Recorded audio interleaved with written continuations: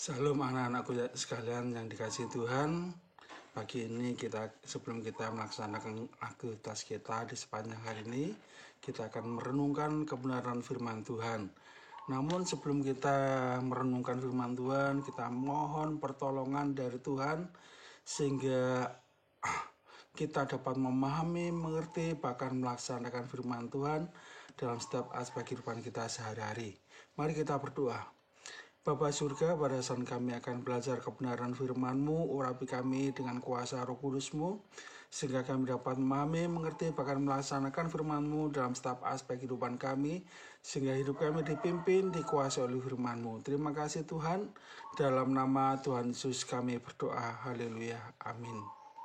Renungan kita pada pagi ini saya ambil di dalam kitab Matius, pasal yang ke-18, ayat yang ke-21 sampai 35, cukup panjang ya.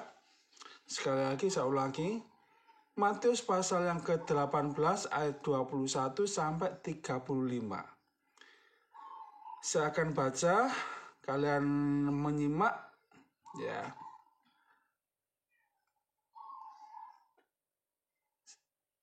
Perumpamaan tentang pengampunan. Kemudian datanglah Petrus dan berkata kepada Yesus, "Tuhan, sampai berapa kali aku harus mengampuni saudaraku jika ia berbuat dosa terhadap aku? Sampai 7 kali?" Yesus berkata kepadanya, "Bukan, aku berkata kepadamu, bukan sampai 7 kali, melainkan sampai 70 kali 7 kali.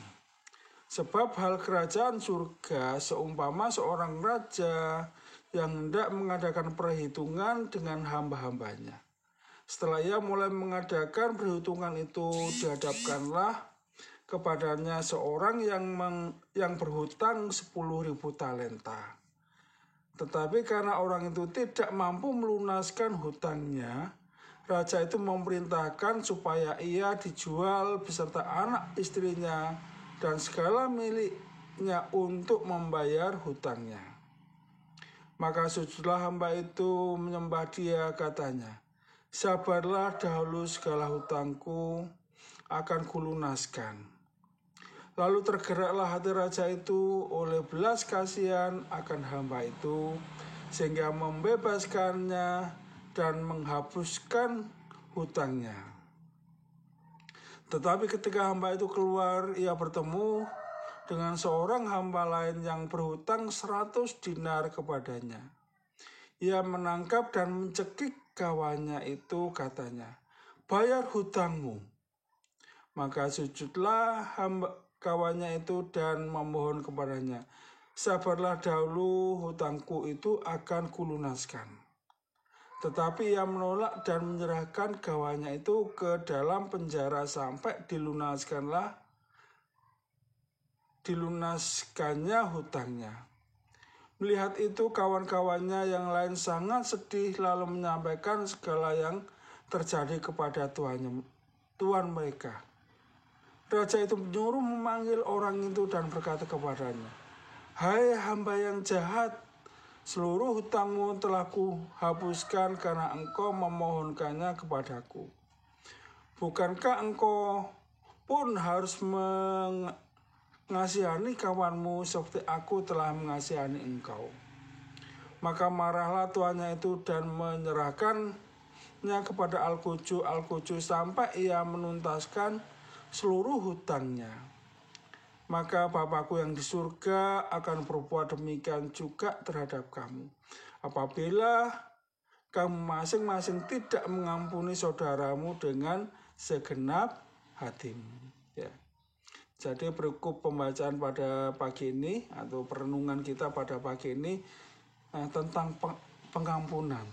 Bagaimana kita mengampuni orang yang telah bersalah kepada kita. Ya. Di sini di ayat yang pertama dikatakan, kemudian datanglah Petrus dan berkata kepada Yesus, "Tuhan, sampai berapa kali aku harus mengampuni saudara jika ia berbuat dosa terhadap aku? Sampai 7 kali." Ya, mungkin bagi Petrus, ya, Petrus ini orang yang luar biasa, keras. Ya. Kalau dia bisa mengampuni saudaranya yang telah bersalah kepada dia, untuk dapat mengampuni sampai 7 kali itu adalah satu hal yang atau satu perkara yang sangat luar biasa, yang sangat hebat sekali. Ya. Mungkin harapan Petrus nanti seandainya dia bisa mengampuni sampai 7 kali. Ya. Dia akan menjadi orang yang hebat sekali. Ya.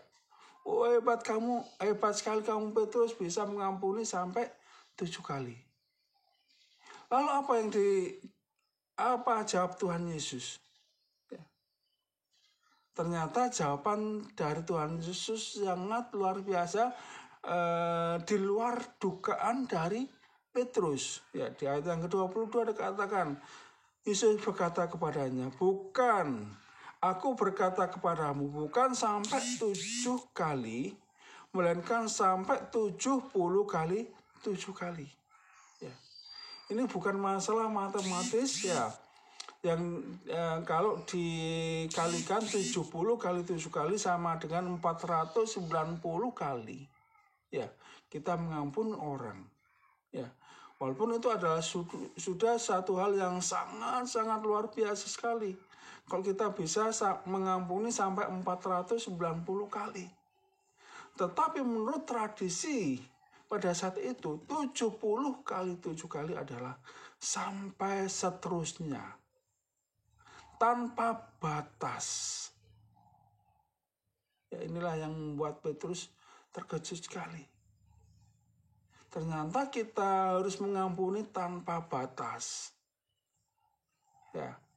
Kenapa kita harus mengampuni tanpa batas?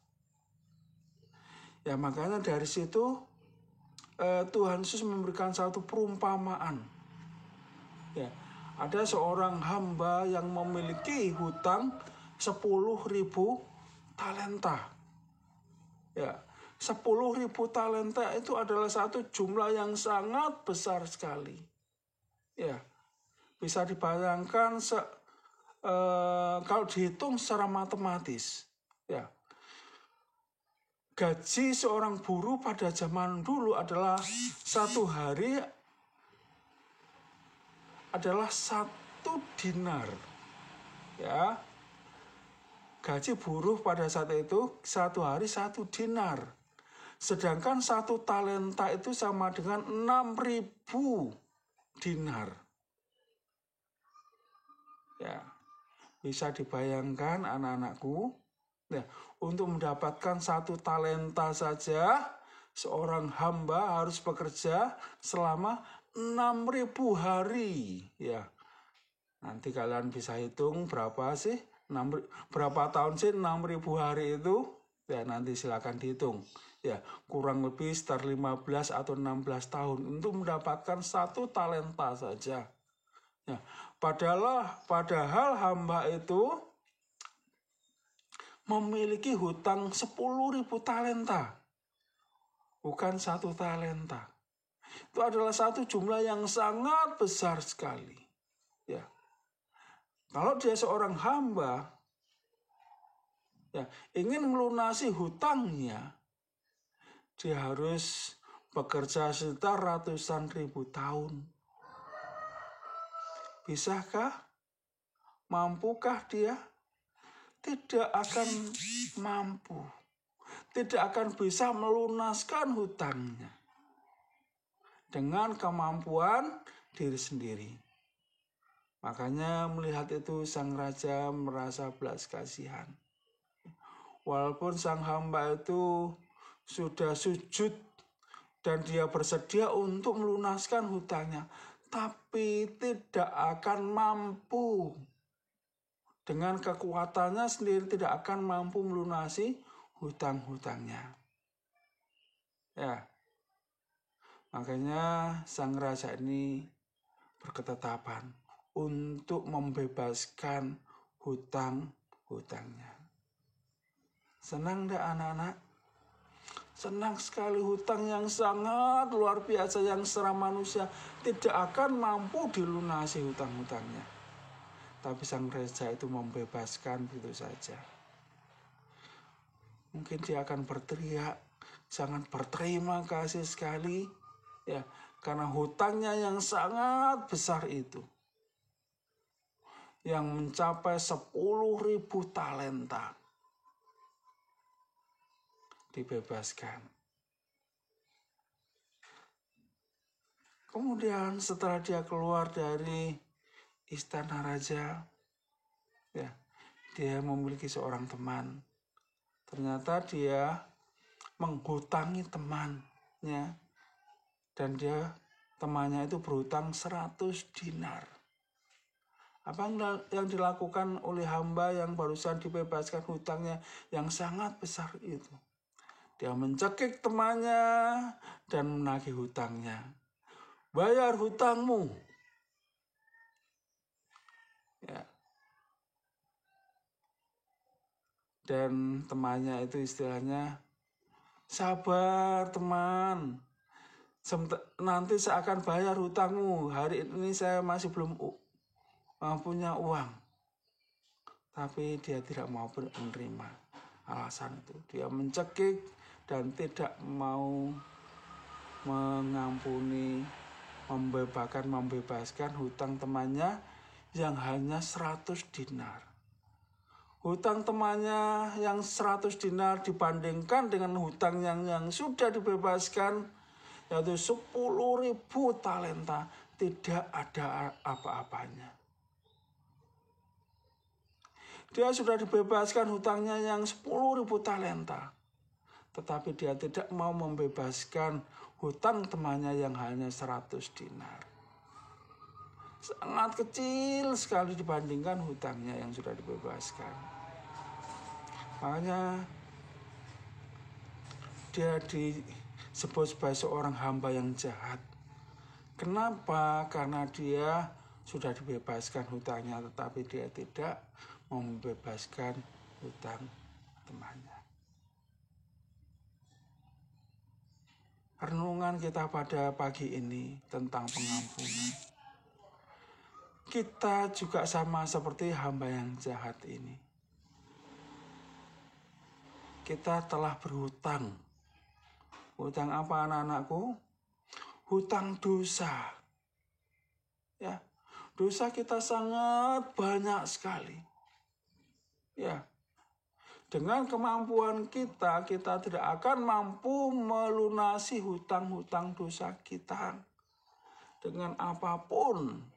Ya, tetapi Tuhan yang Maha Kasih, ya, mau mengampuni dosa-dosa kita yang sangat banyak sekali. Ya. Kita dibebaskan hutang dosa kita. Melalui apa? Melalui kepercayaan kita, melalui permohonan ampun kita kepada Tuhan. Tuhan mengampuni dosa-dosa kita. Kalau ada teman kita yang bersalah kepada kita, yang mungkin kesalahannya tidak seberapa, ya, 2-3 kesalahan, itu sangat kecil sekali dibanding dengan dosa-dosa kita. Jangan sampai kita seperti hamba yang jahat ini. Ya, kalau kita sudah diampuni dosa-dosa kita, kita juga harus belajar mengampuni kesalahan orang lain. Ya. Kenapa? Karena pengampunan yang daripada Tuhan juga ditentukan apakah kita juga bisa mengampuni orang yang bersalah kepada kita. Di dalam doa Bapa kami dikatakan, ya, saya akan cuplik saja di doa Bapa kami, dan ampunilah kesalahan kami seperti kami juga mengampuni orang yang bersalah kepada kami. Artinya apa di situ? Pengampunan yang Tuhan berikan kepada kita tergantung apakah kita bisa mengampuni orang lain atau tidak. Ya. Bahkan di dalam Matius pasal 6 ayat 14 dan 15 dikatakan di situ, ya.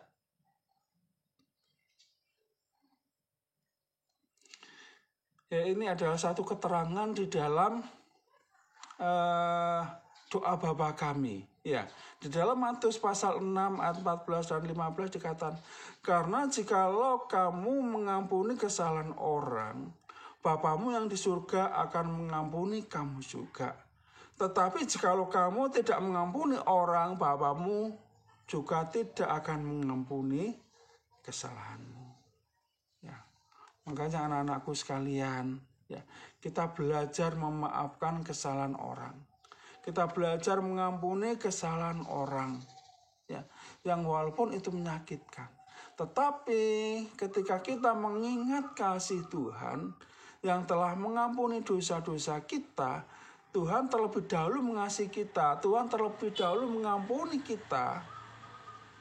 Seharusnya kita juga mengampuni kesalahan orang lain, sehingga kita mendapatkan pengampunan dari Tuhan. Makanya anak-anakku sekalian, kita belajar memaafkan kesalahan orang lain. Ya. Belajar memaafkan kesalahan orang lain, sehingga kita juga dimaafkan kesalahan kita oleh Tuhan. Amin. Mari kita berdoa. Bapa surga, bila melalui renungan pagi ini, ajarkan kita untuk memaafkan kesalahan orang lain, sehingga sukacita dan sejahtera ada dalam kehidupan kami, ya Tuhan. Terima kasih Tuhan, dalam nama Tuhan Yesus kami berdoa, haleluya. Amin.